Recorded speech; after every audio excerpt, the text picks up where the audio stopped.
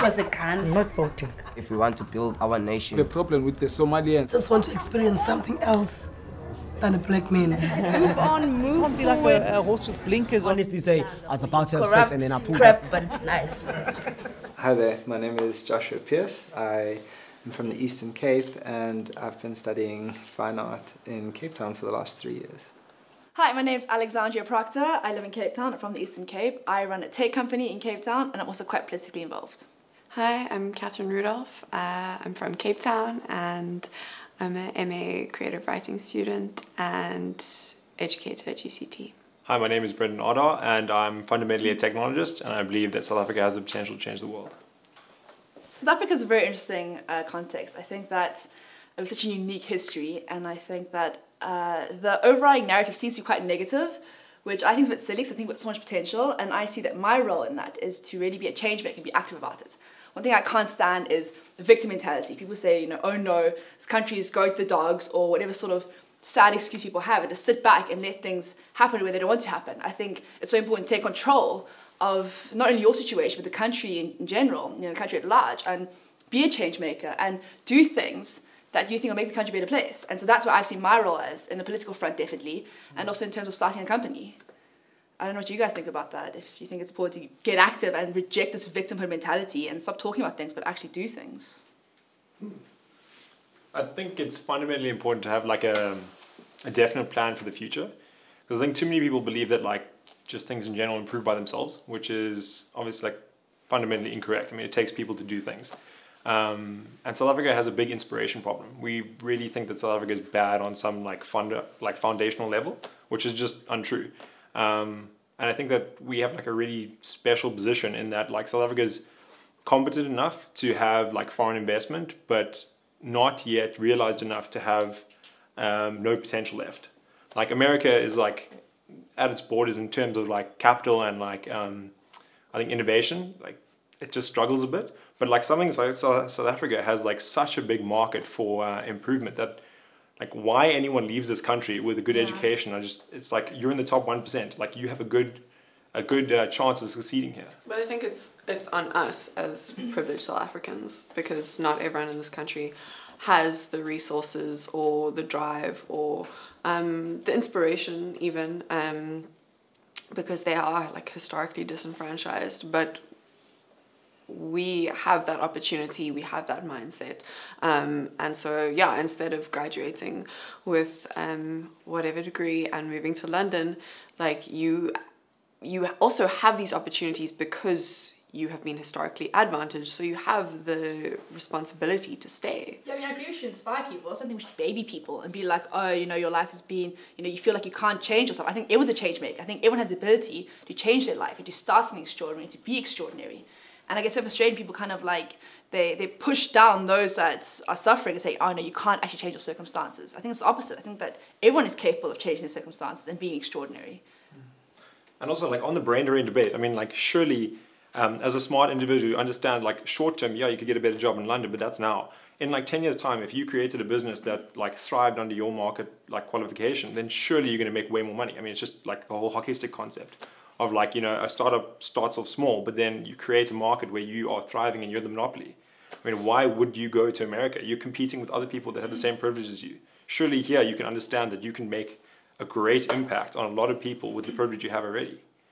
Something I would say is that if you're complaining about something, rather just like do something about it. I mean, like South Africans like to sit around and say, oh, I hate this, I hate that. Cool, it's potential, you know, do it better. People will pay for your service. There, you started a business, you know, employ people, do something amazing, and then export the solution across Africa and across the world. It feels like you're saying, I'm forgetting the word now, but like undermine people and their agency and their ability to do things.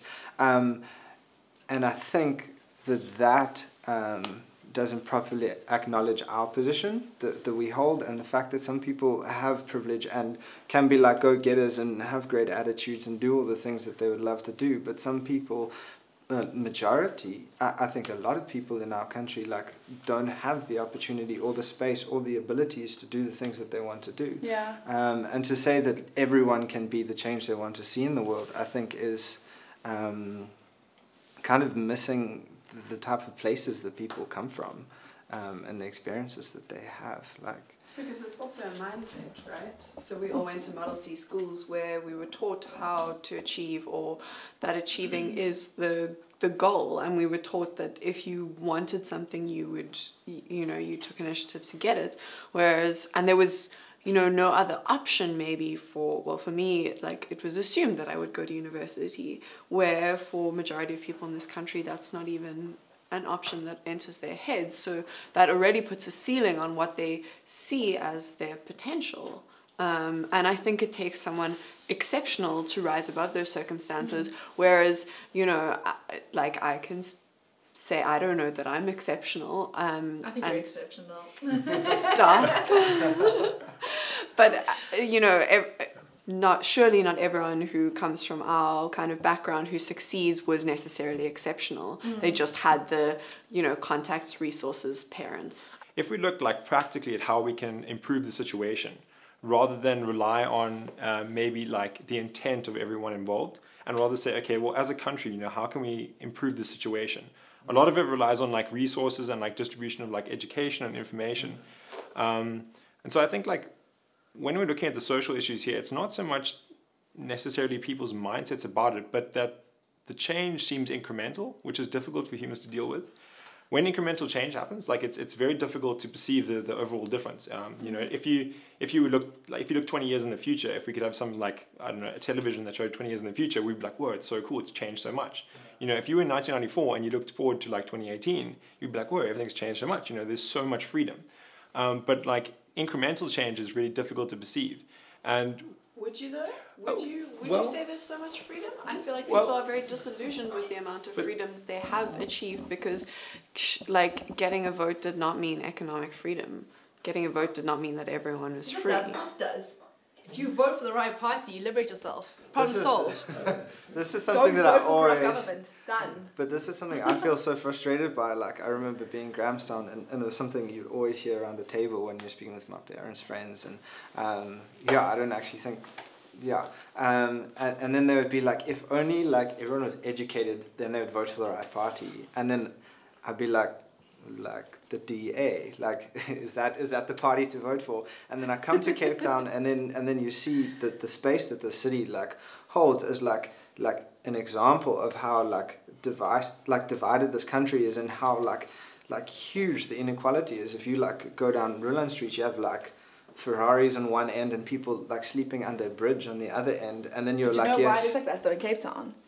People come to Cape Town because there's economic opportunity here. Cape Town is much better off than the rest of the country because it's DA run. I don't get into a political which party's better. I don't want the conversation to go there. But I'm saying that this country absolutely has a lot of challenges. But poor people come here because there's more economic opportunity. You get the same thing. The way that so the current government and how they respond to homelessness, for instance, so that this is something that I feel personally very strongly about, is how aggressive and how violent the government is towards people who don't have a home.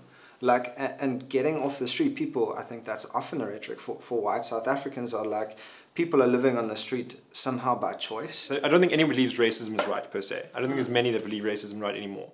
I think that most people would want an equal future. And the problem is that I think that there's a lot of talk around what was the past and what was existing, and what it meant to be black now and what it means to be white now. And maybe we should take a more definite plan towards the future and say the equality that we want doesn't come from maybe arguing over what sort of disadvantages were, but what we can do to sort of change that. And I think that the whole land debate is a really good one, because it's a very contentious debate between how do we restore what was previously there, right? And how do we say that property rights are still intact? Because property rights are basically fundamental to an economy. Because if you can't own something, you can't really take economical advantage of it, and that's a real problem. I mean, you can't just give land away for free. It doesn't solve the problem, and also it doesn't help the current economy. Can you not tax people on the land that they own? Tax which lights our roads, pays our police service, secures our streets, gets the water running, gets electricity going. Money turns the economy over. Money makes our lives better. It makes children live longer. We don't die in childbirth. If mortality is not an issue anymore, We're not asking to take away money. We're asking to redistribute it and resources. You have to protect the economy. If you take away money, the economy fails. The economy isn't just this thing that just exists no matter what. You have to protect it. It's protected with policy, like property rights. Yeah, and that's why everyone loves Cyril Ramaphosa, particularly white people, because he's going to protect all their economic interests. And I say this as a very privileged white person who would not necessarily be willing to give up my privilege. Like, we're very selfish creatures, and I think that's capitalism is built on that. But we can still meter it, and also acknowledge like the people that are paying tax have, an inherent advantage. Because they're coming from a position in the past that now allows them to pay that tax and to be the highest earning in the country. Sorry, Josh, I interrupted you. Go. No, I totally got caught up in what you were saying. But I think I totally agree with you there. It's not a case of, it shouldn't be a case of like race necessarily. I think race is a proxy for disadvantage only because of apartheid. It wasn't because that black necessitates any disadvantage. And I think that that's like fundamentally lost in today's argument, because it's kind of this like black culture versus white culture rather than disadvantaged versus previously advantaged. And I totally agree with tax. I think people should be taxed outright, because I don't see how you can acknowledge like the history that we come from and then say that like race doesn't play a part of that.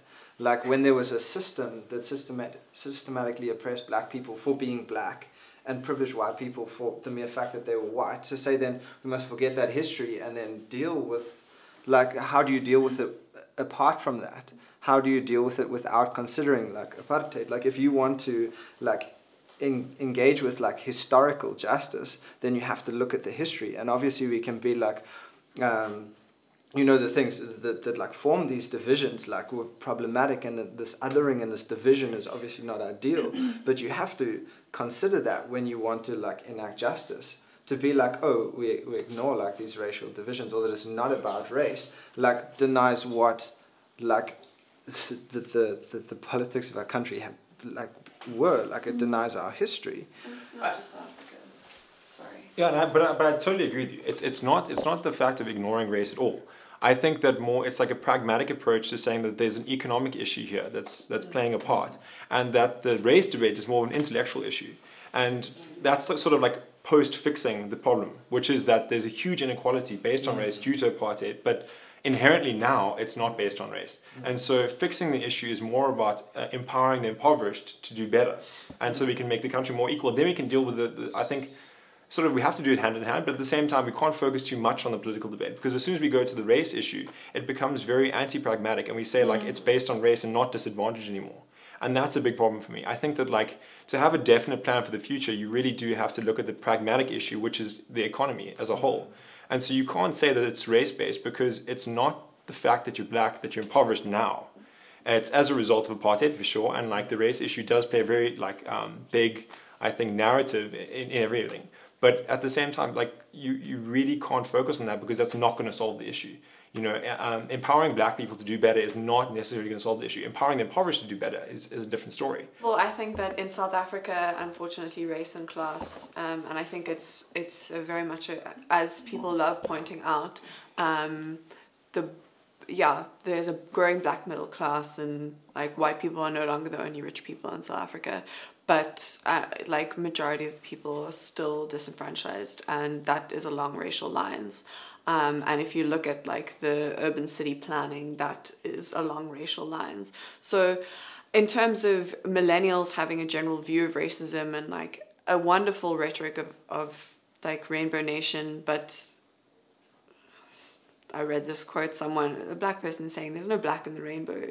Like there's this whole idea of like I don't see color is a very sort of specific rhetoric that was adopted by the Mandela government, and it did work in that it prevented civil war. But now we're pretending like the monster is gone with apartheid, and yet the whole construct of the thing has remained exactly the same. And so that's why I think, a practical way of looking at it, because invoking identity politics without invoking the class struggle that goes with that in this country is probably very dangerous and not useful. My dream is to see artistic spaces and platforms that don't privilege white voices in South Africa. My dream is to create a country where everyone is enabled to live to their full potential and do something truly extraordinary. My dream is to see a country that understands its power and uses its potential to better the world and not just itself. My dream is to see a South Africa where people know their inherent value and worth and see that in themselves and their potential.